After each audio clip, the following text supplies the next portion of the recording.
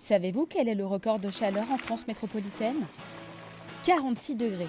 Cette température a été enregistrée dans la ville de Vérargues, au nord-est de Montpellier, le 28 juin 2019.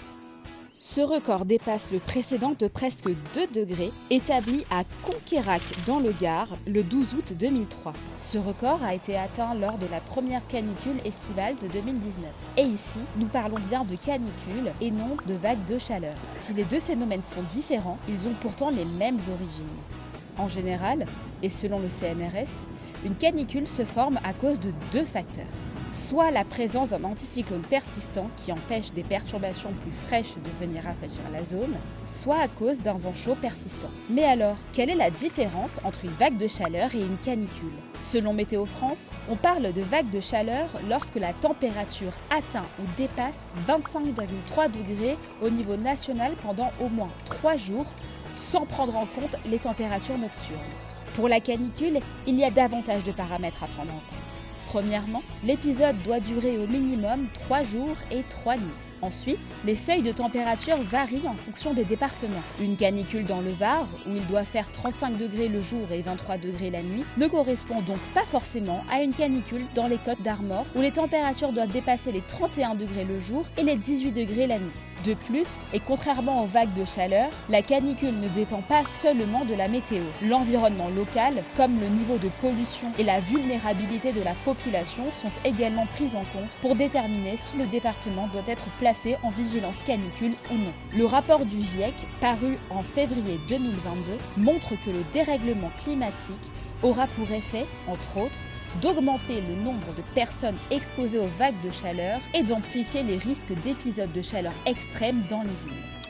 Les études prévoient ainsi 2 fois plus de vagues de chaleur d'ici à 2050, pour les scénarios aboutissant à un réchauffement compris entre 2,2 et 4,8 degrés à l'horizon 2100. Ces épisodes se ressentent particulièrement en ville à cause de la formation d'îlots de chaleur urbains. La densité des bâtiments, les matériaux ainsi qu'une atmosphère plus chargée en gaz à effet de serre piègent davantage la chaleur en ville qu'en zone rurale. On peut ainsi observer des écarts de température compris entre 1 et 4 degrés l'été entre la ville et la campagne. À Paris, lors de la canicule de 2003, cet écart avait même atteint les 8 degrés. Mais alors, comment s'adapter? En ville, pour contrer les îlots de chaleur, l'ADEME, l'Agence de la transition écologique, et le CEREMA, organisation qui aide les territoires à s'adapter au changement climatique, s'accordent sur 4 catégories de solutions. Les 2 premières sont les solutions dites vertes et bleues. Elles reposent sur l'apport de végétation et de points d'eau en ville et comptent parmi les plus efficaces. En effet, en plus d'apporter de l'ombre, les arbres refroidissent activement l'air ambiant grâce à l'évapotranspiration et fonctionnent donc comme des climatiseurs autonomes.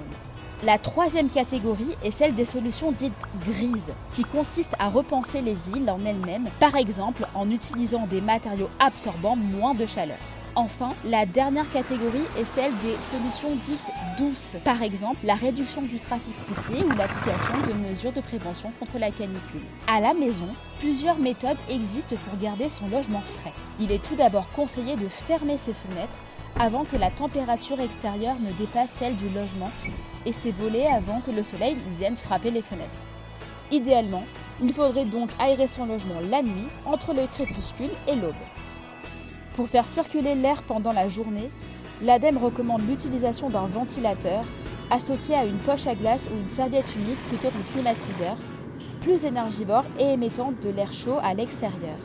Enfin, comme en ville, que ce soit en jardinière, en pot ou en jardin, la végétation vous aidera également à rafraîchir votre logement.